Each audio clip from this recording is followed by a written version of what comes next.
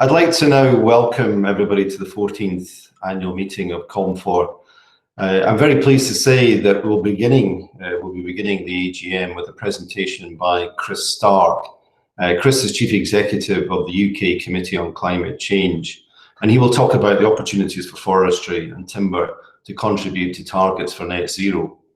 After he's spoken, there'll be 10 minutes or so for questions, and let's see how that works with the chat function, etc. The formal business of the AGM will then begin at 2:30. Tackling climate change remains a massive challenge for us all, and will only grow in importance as we move towards 2050 and beyond. It's an issue where we've always felt forestry and timber have a lot to offer. The Committee on Climate Change is the independent advisor to government on building a low carbon economy and preparing for climate change. And later this year, we'll see the committee publish its advice to the UK government on the 6th carbon budget, as well as to the Welsh government on its carbon budget and emissions target. So it's a very timely opportunity to hear from Chris. So Chris, can I hand over to you, please? Thanks, Stuart. Can I just check that you can hear me? And then great. Well, good afternoon, everybody. And in these strange moments, welcome to my bedroom. This is I'm speaking to you today from Scotland. So I'm in my home in Glasgow, in the West End of Glasgow, where I have been for the last 6 months. I suspect, as many across the country have been trapped in their homes. So it's been an extraordinary period. I mean, I wanted to just start with that, really. I mean, despite all of the misery around us, it is also a very exciting moment if you work in the field of climate, I think. More and more, I think we are seeing change coming. Remarkable news this week is the commitment from China to reduce its emissions, very much in line with the obligations it made in Paris 5 years ago. So many of you will know that in my hometown of Glasgow next year, we will have world leaders gathering together to make the next set of major commitments on climate change. And more I'm optimistic about that, despite, of course, the pretty awful stuff that is happening around us. So it feels quite an exciting moment. There are a load of other reasons for thinking that change is coming as well. I mean, we're leaving the EU, and that's going to drive a whole set of changes, some of which I'll talk about today. So in the next sort of 10 or 15 minutes or so, I thought I'd give you a take on what's happening on climate change, what we are doing on in the Committee on Climate Change on some of the issues that you will care deeply about. I'm pleased to say that we've been having more traction in recent years on these issues than perhaps my previous holders of this post might have experienced, and that's not just a reflection of my undoubted brilliance. It's just, I think, it's the nature of the age, and it's great. So there's a lot happening. Many of you will know that last year we produced a major piece of work which led to the UK setting a new goal for climate change for the net zero target that we now have enshrined in UK law, net zero by 2050 at the latest. There are also targets in law in Scotland and in Wales. There will shortly be targets in law compatible with net zero for Northern Ireland as well. And that's great. So that's kind of building on the evidence that we've produced. Just as you said, Stuart, this year we'll be adding to that evidence. I'll talk about that too. And the other thing that we've done recently is to produce a report on land use, which we published at the start of this year, looking specifically at changes required to land use to meet the net zero goal, and the role that we see changing land use, growing forestry, playing in meeting the climate objectives that we have in the Climate Change Act. So very clearly there is now a window to influence some of the big policies that are going to drive land use change, and that's basically what I'd like to talk to you about today.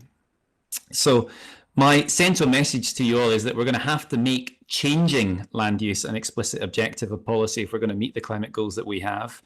Very obviously that is about growing more woodland. It is also about, though, taking a hard look at agriculture and considering the need to integrate the climate objectives with all the other objectives that we have for the environment there. So we need to think about essential services like natural flood protection, recreation, improved water quality, alongside agriculture and alongside the carbon targets.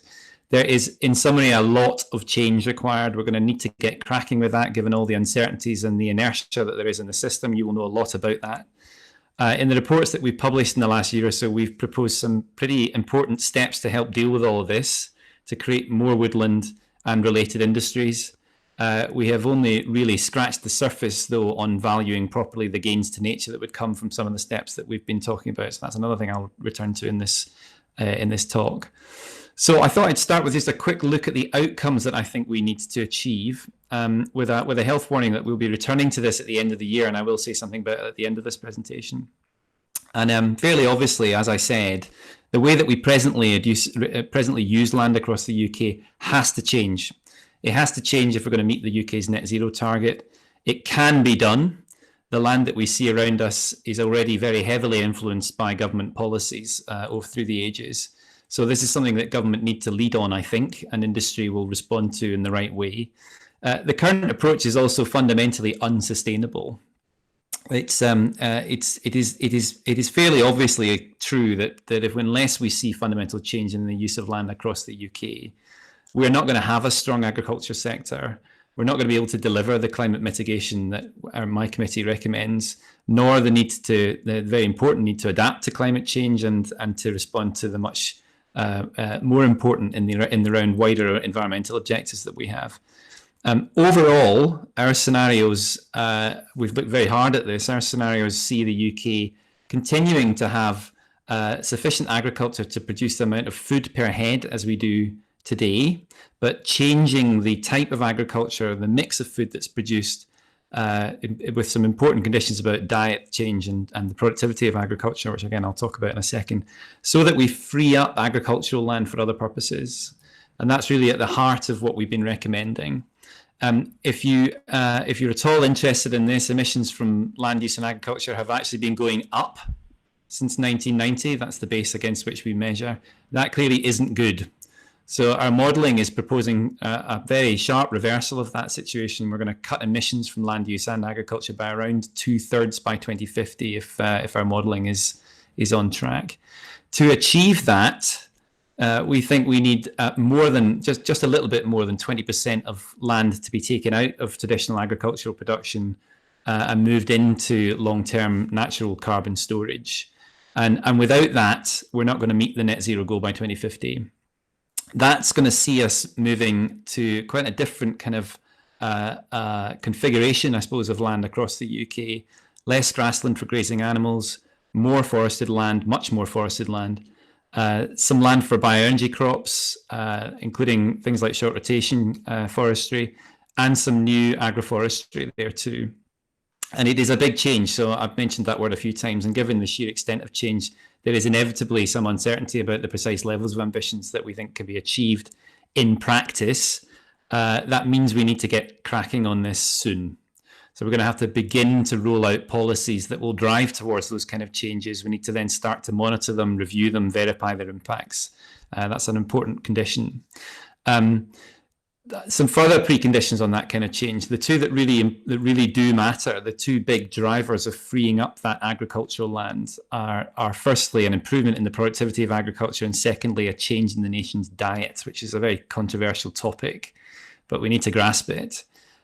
We are pretty conservative on this, actually, I think, overall, and hopefully I'll convince you of that. So firstly, on agricultural productivity, we know that that's been a problem for the UK through the ages. This is not a climate problem. Productivity growth in UK agriculture has lagged behind other countries. And more importantly, within the country, there's a very wide gap between producers within the sector. So squeezing the climate objectives into the existing set of objectives that we already have for agriculture makes that a real mission for government and for farmers together, but we got to do it. And the second thing is by far the most controversial of the two, and that's a shift in the nation's diet to something I would say that is healthier. So reducing our consumption of really carbon intensive foods like beef, lamb and dairy is necessary to reduce methane emissions, which will help us on the way to net zero, but it's also necessary because it frees up land. So it's really important that we achieve that, because obviously if we don't, then we're not going to have the land available to do the kind of a natural sequestration that will get us to net zero. It's also very important that we don't just start importing the stuff that we're not producing. So some of the lowest greenhouse gas contributions of meat reared anywhere in the world are here in the UK, particularly British beef, lamb to a lesser extent. So to meet the net zero goal, we need to see emissions from livestock in the UK fall overall. We're actually projecting, I think, a relatively tame thing here. So a 20% reduction in red meat consumption, which if you factor in the increase in population over the next 30 years, is actually only a 10% reduction in livestock numbers across the UK. That is meaningless, as I mentioned, though, that if we start to import high greenhouse gas emission meat from abroad to replace that. So we're going to need, I'm afraid, a strong trade policy post-Brexit to provide that kind of guarantee. And that's something I know that's exercising the farmers more and more. And that then sets the framework up nicely, I hope, for more natural carbon sequestration and the industries that Confor represents to grow, I think, very substantially. A brief reminder that what we recommended last year and in January this year was at least 30,000 hectares per year of new woodland, also 55% of peatland being restored, and 700,000 hectares of energy crops by 2050. We're going to come back to some of that later in the year, and I will say something about that just in my closing comments. But those are pretty big changes. It's been good to see some of the response that we've seen from government already on, in particular, the kind of woodland commitments. But if you think of those as the outcomes that we need to achieve overall, the really exciting thing that we've been able to do in the Committee on Climate Change recently is not just spell out the outcomes, but also give advice on the kind of policies that would help deliver them. So again, given the uncertainties here, since we haven't tried this stuff at scale before, we need to be ready to learn quickly from the policies as they are implemented. So the first thing to say in policy is that it is very clear that the current policies that we have in place across the UK are not driving the required change. So there are gaps all over the place. The voluntary initiatives that we have to cut emissions, the policies that we have towards woodland creation, they're pretty patchy. They don't have the full support of farmers and landowners. They don't really amount to a strategy. So we're going to need to improve that at pace if we're going to meet net zero. And 3 simple elements that we spelled out to an approach to land use change in the UK were firstly having better, stronger regulation for agriculture using a mix of law and new legislation to drive that. Secondly, new financial support mechanisms. So a new mix of policies to fund necessary changes, really bold proposals that we've made, which I'll say more about, particularly for forestry. And thirdly, about enabling measures. And this is I think, mainly a message to the farming community, but I think it is also true to the community that you represent. So that's about the need to change skills, to have better training, low-costed finance and advice there for some of the changes. And very much at the heart of all this is something that DEFRA ministers talk about, of public money for public goods. So, that kind of really stacks up, I think, in this area. So we've suggested 5 key objectives for land reforms. First is tree plantation. So new woodland and trees on existing farmland, better management of forests, and the creation of a better and more sustainable supply of timber products. Something I know will be very close to all of your hearts. Secondly, encouraging low carbon farming practice. Thirdly, peatland restoration and management. Fourthly, bioenergy crops, which we see as a new revenue source for land managers and farmers. Also offers very quick carbon storage.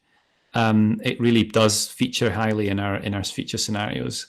And fifthly, all of that is underpinned, as I've mentioned, by change in diet, also reduced food waste. So I'm not going to talk about all of them, but I thought in just the last section I would talk about just a handful of those.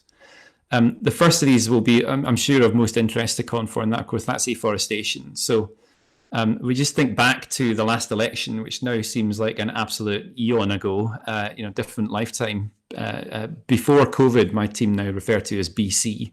So BC, worth pausing to remember the pretty remarkable, you could call it an arms race that we had among the politicians at the time on trees. Even dear old Nigel Farage was proposing a woodland bonanza in his pre-election comments.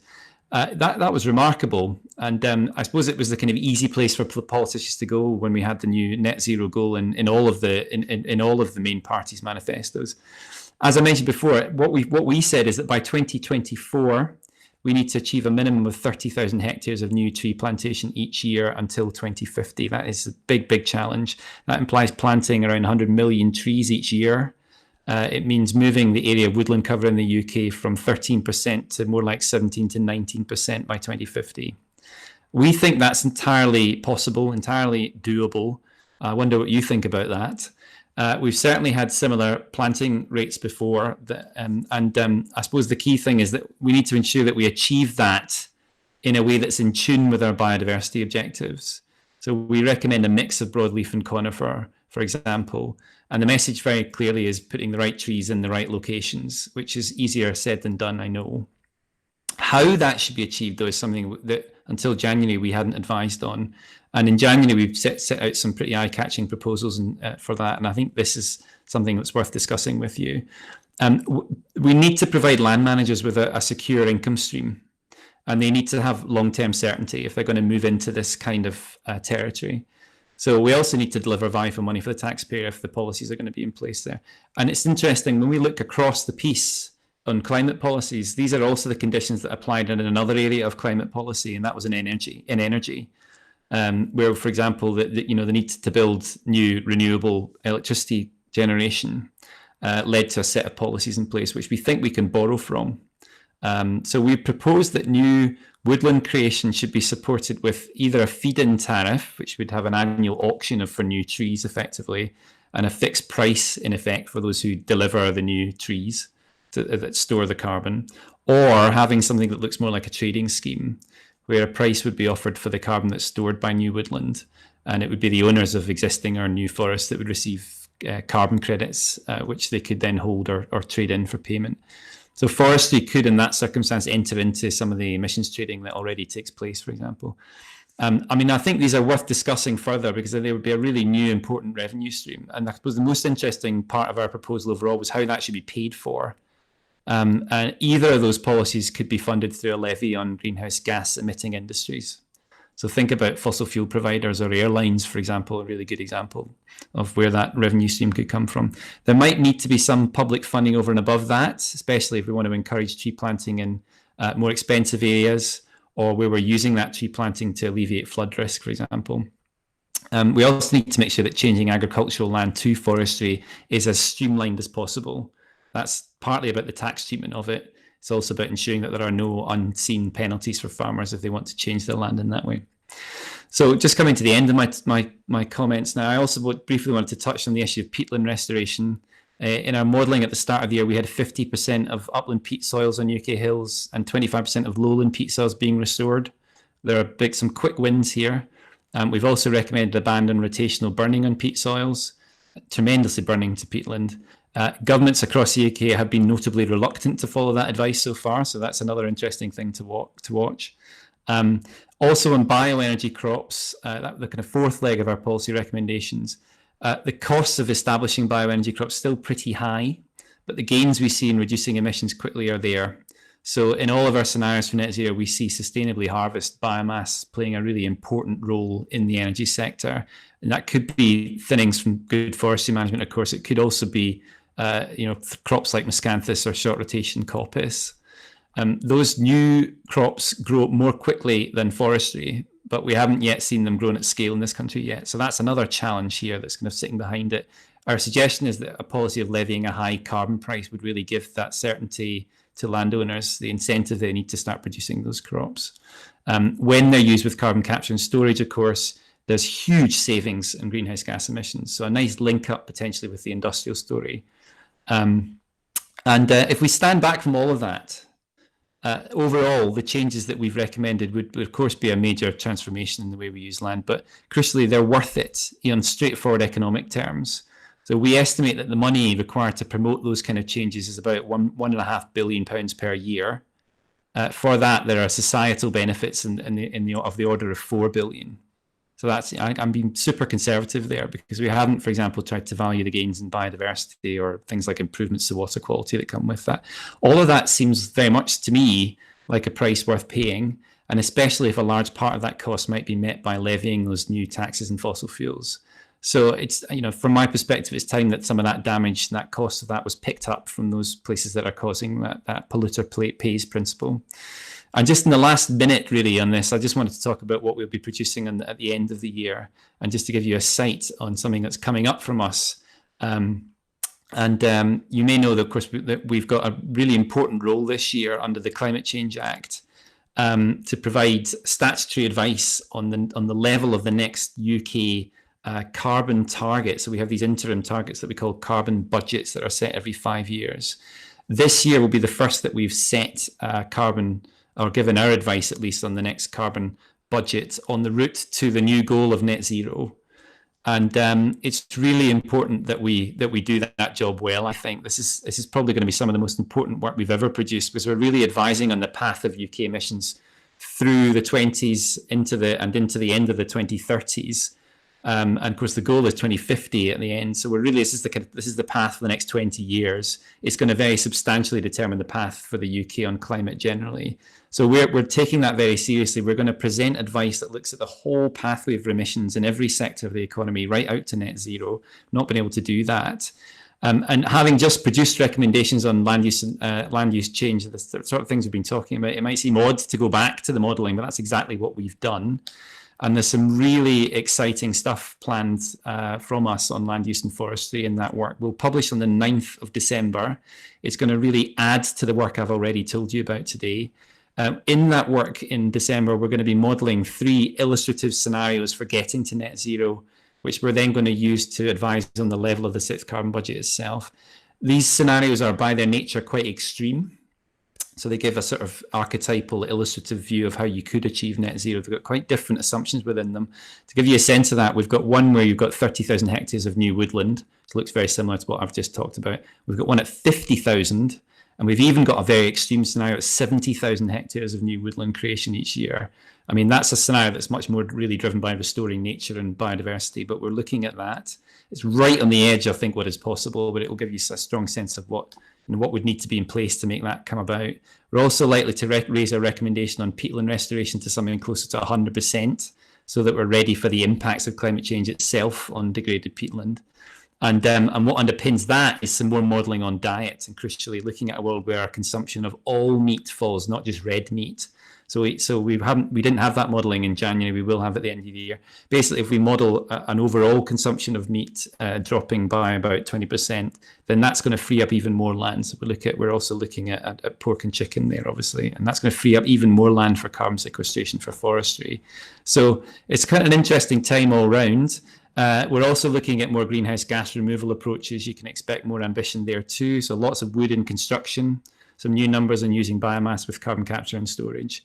And the crucial thing in all of this is that really these are going to be, yes, a whole new set of numbers, but crucially we're also going to be presenting some very practical policy advice about how you achieve those numbers alongside it. And I really, really feel we're making some big strides in all of this at the moment.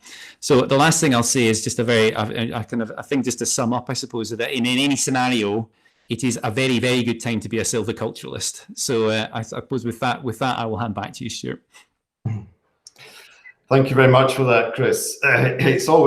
We always believe it's a great time, or any time is a great time to be a silviculturalist. It's always nice to hear that from somebody else as well. So thank you very much for that. There was a huge amount in the presentation there, so thanks for packing so much in.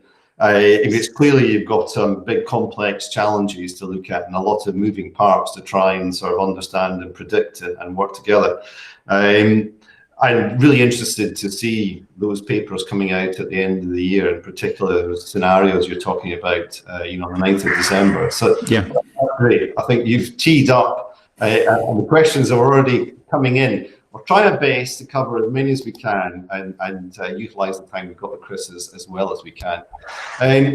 First out the traps was Fenning Wellstead, and it was something that was in my mind as well, which is, where within the UK, is this planting going to happen? And the link question in my mind is, it's like, burden sharing, or I'd rather call it opportunity sharing. Scotland's done a lot and is committed to doing a lot. Is there a danger that the other countries will just say, well, we don't have to make some hard choices here, we'll just pass it to the Scots? Yes. Yes, I think that is indeed a risk. I have to say, at the moment, I'm not feeling that is where we're heading. I think you've certainly got the Welsh government who've got their heads screwed on some of this, and I know that. I mean, some of the stuff that's coming out of DEFRA recently is really quite cheering. So I mean, but I do think it is a risk. And I maybe I would just to slightly deflect the question, I might just point to a slightly bigger risk, I think, which is the lack of coordination generally across the UK in all of this. So as we come out of Europe, we come out from a set of environmental protections that have been in place across the whole of the continent. into what I think is I'm afraid a retrograde step of a patchwork of environmental protections with a patchwork of policies underneath that and a patchwork of regulatory regimes. And that will play out not just in the environmental protection space, but also in some of the issues that I've talked about today. So what I don't see is good cooperation happening at all across the UK at the moment. I think that's a great shame because it's not the way it's supposed to work. Yeah, no, I definitely encourage and support that approach, and it's something we sought to encourage when we've been talking to ministers in each of the countries to be working together. Mike Ingleby has raised a question about support that you're putting in there for biomass energy with as perceived dismissing of technology in the report to government. Sorry, Stuart, you broke up slightly there. I got most of that, but perhaps you could ask again. Yeah, I'll come back. We've had a question, which is that in your presentation, talking about support for biomass energy, and Mike looks at that and sees there's a potential conflict with a perceived dismissing of technology by the committee to government. Is that something that you see as well, so it's important to say that biomass is a hugely important resource in our modelling. So by 2050, what we're trying to look at is how best to use that across the economy, and it's a scarce resource because not everyone can have it. There's a lot of double counting going on in various industry plans. I think that everyone is planning to use this bioresource.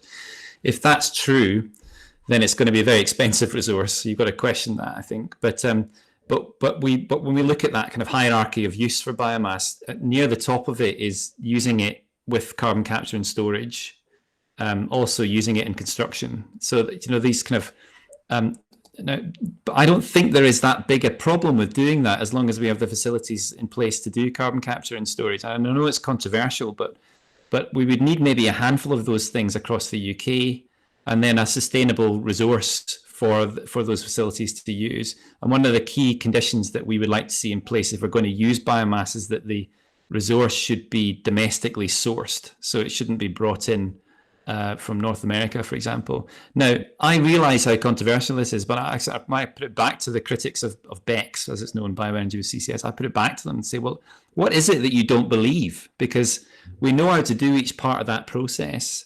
And it is an extraordinarily good use of that resource if you care about greenhouse gas reduction. And there is a sustainable industry here in the UK that would support it. So I agree that there's some steps need to be put in place to make it happen, but mostly they are now being planned. So I don't think that it is impossible to see a world where we are doing bioenergy with carbon capture and storage. What we have been saying, though, for some time is that we can't just keep using biomass unabated. So burning wood chips is a thing that by kind of mid-2030s we're going to have to be moving away from, unless it's with carbon capture and storage. But to me, this is all very exciting, and I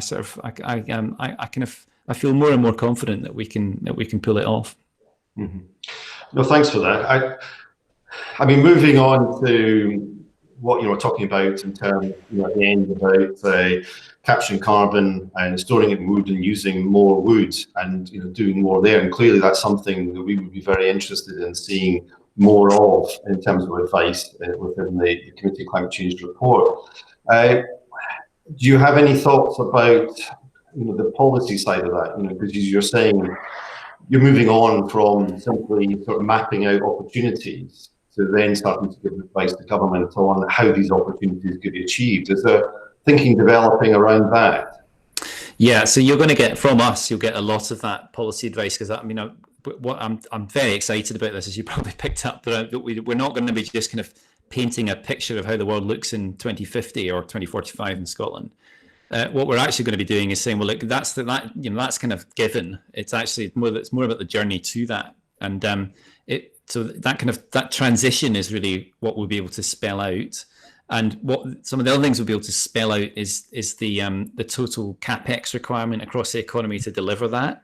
So we'll have investment numbers in every sector of the economy, including yours, to deliver the kind of emissions reduction that I'm talking about. And crucially, we'll have drawing on all of that, a piece of policy advice on how you can catalyze that kind of investment. And I actually more and more I think there's no real problem with that. I mean, the investment numbers as a whole are going to be, pretty big. We're talking to get, and this is across the whole economy in the UK, to get to net zero, you're talking about an extra capital investment requirement of about 50 billion a year. But that's only 1% of GDP, and that buys you net zero. Now, the cost of that, in inverted commas, is mainly an investment cost. So, it's really interesting to me that the other thing I think we should be able to do, and we are trying to do that right now, actually, in my team, is if given that it is mostly an investment challenge, we should also be able to run the numbers, some crude analysis, and what benefit there will be to the economy of doing that in the form of, obviously a GDP uplift, but also jobs. So we'll be able to do that kind of analysis, and falling out from all of that, we will be able to put policies around that. So it's not our job to tell the government what policies to put in place, but we want to give them a stronger sense of what policies might deliver that kind of capital investment, and then that benefit to the economy and the benefit to carbon. And we have really good work on that in train. So the policies themselves are not going to be new, and I think what you're going to see from the CCC is that more and more it's not going to be about determining the outcome. It's going to be quite boring work, actually, of advising on how you deliver it, that really we're here for. So we want to be moving after this year from talking about targets and big whole economy numbers into the more difficult task of delivery. And I think a lot of the policy advice this year will be about that. But I think for the sectors that you are covering, I don't think you're going to be surprised by the kind of policies that we're recommending. Yeah. Well, thanks for that, Chris. I think the interesting thing for us is that, we look at the opportunity to use more timber, for example, in construction, as not being low cost. It's not necessarily something that requires massive diversification and investment. There are businesses out there who are providing it. And in terms of the cost to the construction sector, the overall change of providing more timber-rich homes, it's marginal stuff. But what it will do is lock up carbon, and it'll also provide higher quality homes and give us an opportunity to build off-site, which will be more better insulated and reduce people's energy costs on an ongoing basis as well. So we see that as something about changing attitudes and incentivizing the building houses and construction sector generally just to change and move away from the typical supply chains, but not to try and take, it's not about me talking, this is about benefiting from your resource here. So just before we sort of wrap things up, there's a couple of questions at the end which were talking about the new environmental land management options developed by DEFRA, and how we could see them supporting land use change. Do you sense that DEFRA in this area are really working closely with the Committee on Climate Change on how policy solutions and these new mechanisms will support the kind of objectives you're setting there? Well, I mean, it is hard to tell. I mean, I think the environmental land management scheme has all the potential. I mean, I'm on record as saying I think we could do with a bit more of that in Scotland. So there's there's a beautiful purity to the ideas beneath it. I suppose that the bit I'm least sure about is the willingness to actually implement these big changes and to achieve the big scale changes that we're talking about. And I mean, 2050 sounds like it's a long way away, but of course in the timescales where we of changing forestry, the natural environment, we're talking about making changes in the next 10 years. If we've missed that window, then we're stuffed. So I'm less sure about that. I mean, I think there is lots of potential there in Elm, and lots of people are very excited about it. But if it's not funded properly, then it's not going to achieve the kind of aims. And I don't know. I get a sense of kind of incrementalism really with all of this, which I worry will not deliver the big changes that I talked to you about earlier. George Eustace is simultaneously very, very well spoken on these issues, and yet perceived to be a bit of a barrier in changing some of these things. And I think that's another thing that plays out. I mean, the oddity of the NFU being ahead of the government on its climate commitments now is the kind of reality of the situation. That's where we are. So I kind of feel that DEFRA could do more on it. But last thing I'd say on this is that I think DEFRA need to see from the Prime Minister a bit of they need to get a bit of cover to do the radical stuff. It's not that radical, but the kind of difficult leadership stuff will be easier if they're clear that the Prime Minister wants it. And that's the bit I think that could really change things. So if we see, as has been purported, a major speech from the Prime Minister on climate, we're going to get the Prime Minister's at UNGA at the moment, the UN conference. He will speak tonight about climate.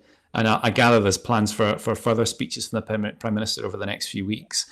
That might give the kind of political cover across the cabinet table for George Eustice to be a bit more ambitious here. So, I mean, I really hope that's where we end up, because we haven't really got much time to keep reforming this stuff if we don't get it right this time. Yeah. No, it's a really tantalizing way to leave the conversation, as I say. I noticed that. I'm really interested to see what he says and whether he provides that leadership and cover. So fingers crossed he will. I'm sorry, there's a few other people who asked questions, but we only have so much time for this, and I know you've got plenty to be dealing with. So, Chris, thanks again. I really appreciate you providing the time for this and giving us such a fantastic overview and taking questions. And all the best in your work to come. Thanks again. All right. Thanks, Stuart. Thanks, everyone. Right.